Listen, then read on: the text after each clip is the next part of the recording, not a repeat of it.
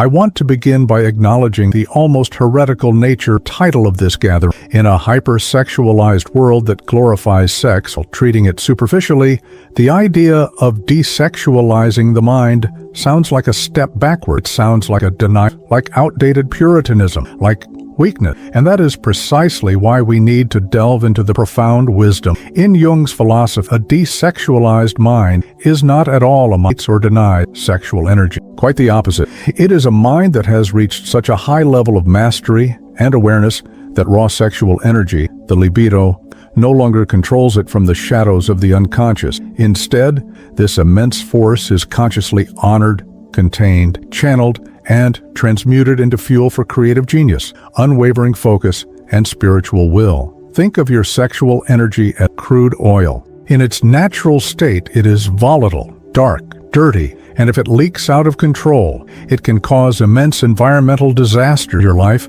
your relationships, and your reputation. The modern man's mind, bombarded by constant stimuli, is often drenched in this crude oil. The desexualized mind, in the sense we are about to explore, is the refinery. It is the alchemical process that transforms dirty, volatile crude oil into high-octane rocket fuel capable of propelling a man to his highest ambition, his noblest mission. This video is in no way a call to chastity or repression. It is a guide. It is a call to become the master, not the slave, of your most potent energy. We will explore the danger of an unintegrated libido, the glory of its conscious transmutation, and the 5-stage process for forging what is, in fact, modern man's greatest and most secret weapon in his quest for purpose and power. What if the same energy that may be distracting you today, draining you, and keeping you trapped in cycles of instant gratification is the exact key, the secret ingredient to unlocking your highest purpose and your most authentic power? And the first step to mastery is an honest diagnosis of enslavement, and the pain it causes is feeling mentally scattered.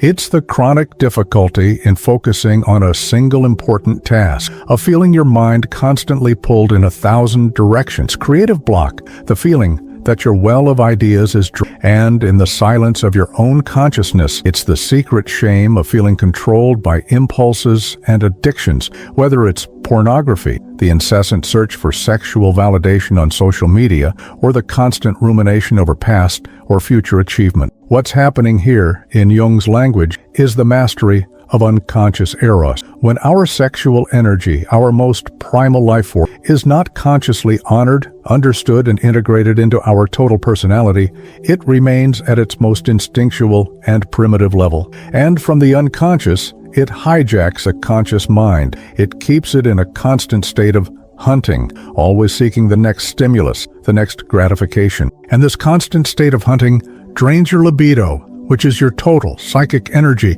preventing you from being able to focus on long-term goals that require patience and discipline. And here is the revelation that frees you from guilt but gives you the responsibility. The problem is not your sexual desire. Desire is a force of nature, a divine energy essential to life. The problem is that your desire is in charge, not you. Your conscious mind, which should be the master of your instincts, has become the servant of an unconscious force. And when this happens, you cease to be a king, using wisely the vast resources of your kingdom. To become a kingdom is constantly being plundered by your own insatiable. To begin to become aware of the extent of this hijacking, we invite you to a leak diagnosis. Just for one day, with the attitude of a scientist without any judgment, observe and note how many times your mind pulled compulsively and automatically to sexual thoughts, fantasies, or behaviors. Also note what usually serves as a trigger: boredom, work stress, loneliness. The goal of this exercise is not to stop the behavior.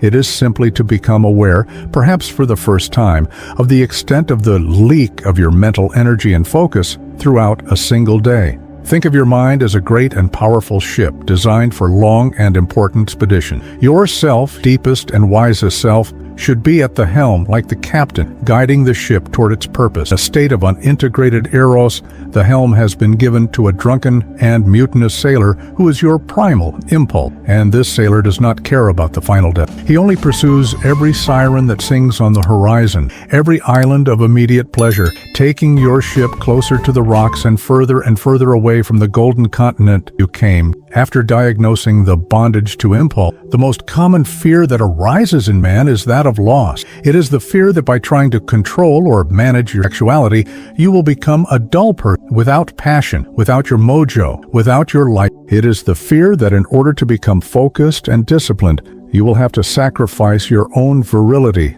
and your joy of living. And this fear is what keeps many men chained to the drunken sailor. What the ancient science of alchemy, which Jung studied so much, teaches us is that the goal of the master is never to destroy the raw material, but to elevate it. The alchemical process of sublimatio, or sublimation, is exactly. In psychological terms, it is the process consciously raising the energy of an instinct considered lower, such as the raw libido, to a higher center of consciousness, from the pelvic center to the heart center, the center of expression in the throat, and the center of vision in the mind. The energy is not destroyed. It is transformed into something new and more refined. And here is the expectation break that redefines your purpose. A mind that has mastered eros is not an asexual mind. It is a suprasexual mind. It has access to the totality of its immense life force, but instead of just knowing how to discharge it horizontally in the physical act, it learns to channel it vertically, upward. It learns to use this energy to fuel its consciousness, its creativity, and its will to power. This is the fundamental difference between a flash in the pan, which has a rapid release of energy but is extinguished in seconds, and a blast furnace, which contains intense, focused, and directed heat capable of forging steel. To begin practicing this transmutation, the invitation is to an association of purpose. Begin in your mind to associate the sensation of power and vitality that you feel in your body, the energy of eros, with your highest purpose. Before you start working on an important project, before a difficult conversation, before you go to the gym, take a deep breath, feel this primal force in your body, and declare internally like a decree. The totality of my life force is now at the service of this creation, this conversation, this training. You begin to teach your energy to flow where your consciousness points. Think of your libido as a vast and powerful river. The common man lives in constant fear of floods and the disasters that this river can cause. The man who represses, the Puritan, tries to build a fragile dam, which one day, with the pressure of the water, will inevitably burst catastrophic. The master alchemist, the man of the river, he honors it, and instead of building a weak dam, he builds a hydroelectric plant. He learns to contain, channel, and convert the raw power of water into electricity, a more subtle and refined form of energy, capable of lighting his entire city. Having understood the noble purpose of transmutation, it is vital that we make a crucial distinction so that you do not fall into the most dangerous trap of all. The pain that alerts us to this trap is that of the whiplash of suppos. It is the experience, may already be familiar with, of trying to suppress a desire, an impulse, or an addiction with sheer force of will, of succeeding for a few days or weeks, only to, in a moment of weakness, fail spectacular, sinking even deeper into the behavior you were trying to avoid. What is happening here is the proof of the most fundamental law of Jungian psychology. That which you repress becomes your shadow. A denied libido, a sexual energy judged as dirty or unspiritual and pushed into the unconscious, does not disappear. On the contrary, it goes to the basement of your psyche where, without the light of your consciousness, it becomes perverted, angry, and autonomous. A repressed eros creates a shadow that can eventually destroy a man's life through compulsions, dangerous projections, or relentless self-sabotage. And the revelation that frees you from this duality is this: the Puritan and the debaucher are two sides of the same coin. Both are obsessed and controlled by sex, one by its constant denial, the other by its compulsive pursuit. The path of the master, Jung's path, is neither of these extremes. It is not denial, And it is not blind indulgence, it is conscious integration. The attempt to become a saint by brute force, by repression, is what creates your own demon in the unconscious. To begin to integrate rather than repress, the invitation is to have a conversation with compulsion. In a moment of clarity, not in the midst of the impulse, visualize your desire or a compulsion as if it were an entity, a person, in front of you. And instead of hating it or fighting it, approach it with the curiosity of a therapist and ask, what is your real need? What are you really seeking? Is it relief from pain? Is it an attempt to feel alive? A search for connection? Understanding the legitimate need that lies behind your compulsive behavior is the first step to finding a healthier, more conscious way to meet that need. Think of repressing your sexuality as if you were chaining a wild, powerful wolf in the basement of your house. You may try to live a normal, civilized life upstairs, but you know the wolf is there, growing hungrier, more wounded and angrier, and you live in constant fear that one day he will break down the path of the master. Path of is not to kill it is about going down into the basement, not to fight it,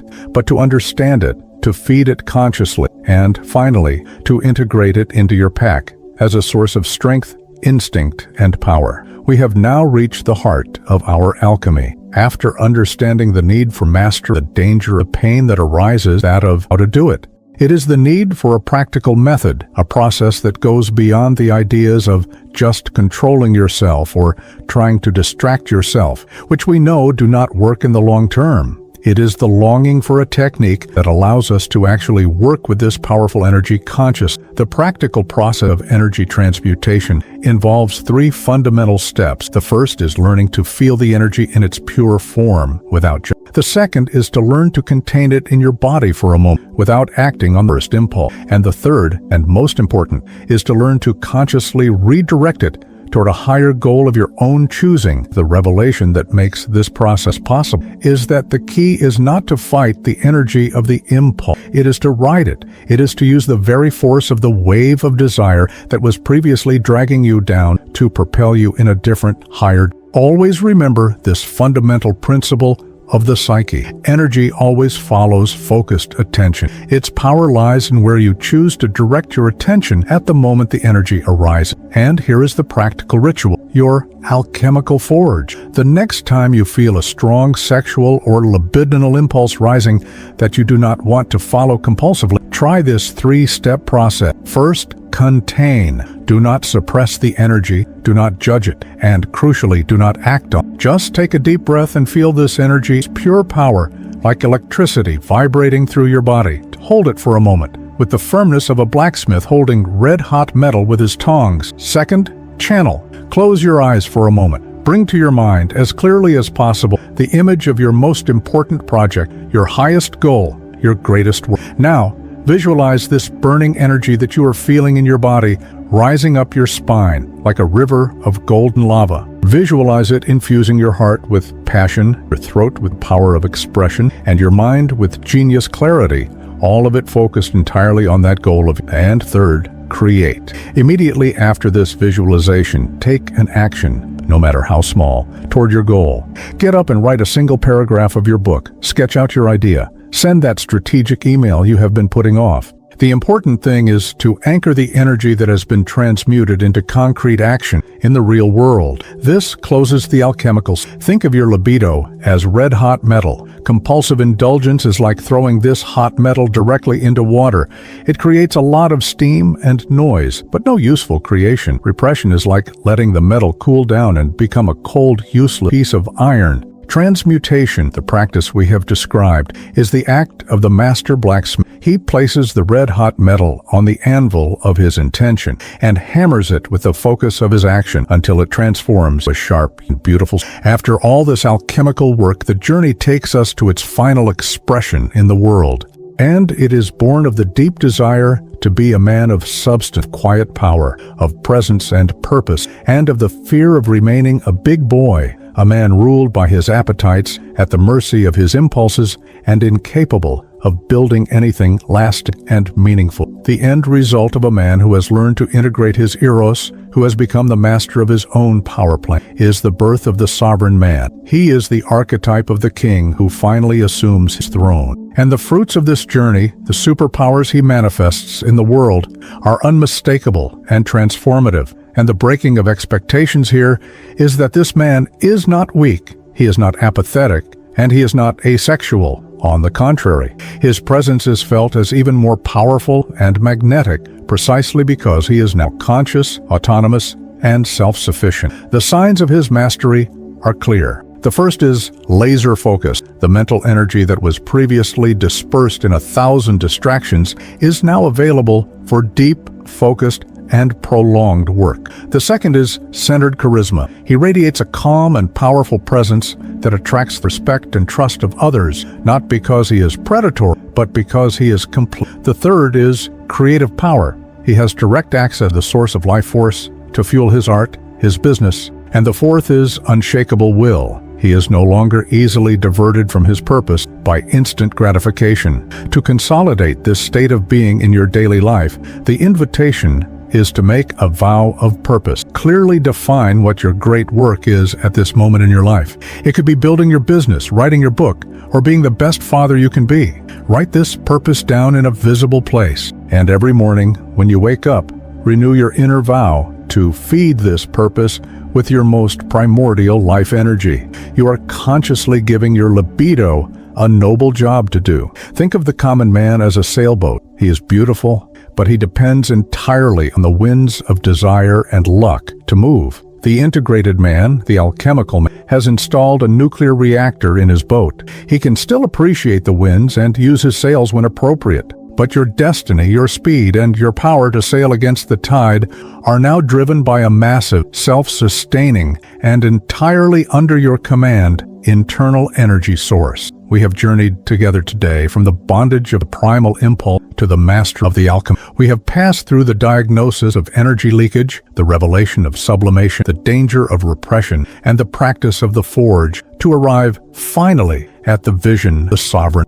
And the central truth that I hope will resonate in your soul is this: the desexualized mind we speak of is not an empty mind, but a sovereign mind. Your greatest weapon for building the life you desire is not an external technique or productivity. It is your own life energy, the most powerful force in nature when it is disciplined and directed by your conscience. For the great work of life, the journey of individuation demands that we become master of our own inner home. And that necessarily means confronting, honoring, and integrating the most primal and powerful force of nature that dwells within us, Eros. The modern world wants your energy to be cheap, dispersed, and easily consumed. Your soul calls you to make it precious, focused, and immensely creative. The choice between being the oil spilled in the ocean or being the fuel that propels the journey to the stars is, and always will be, yours. The alchemical forge of your mind. The work begins now.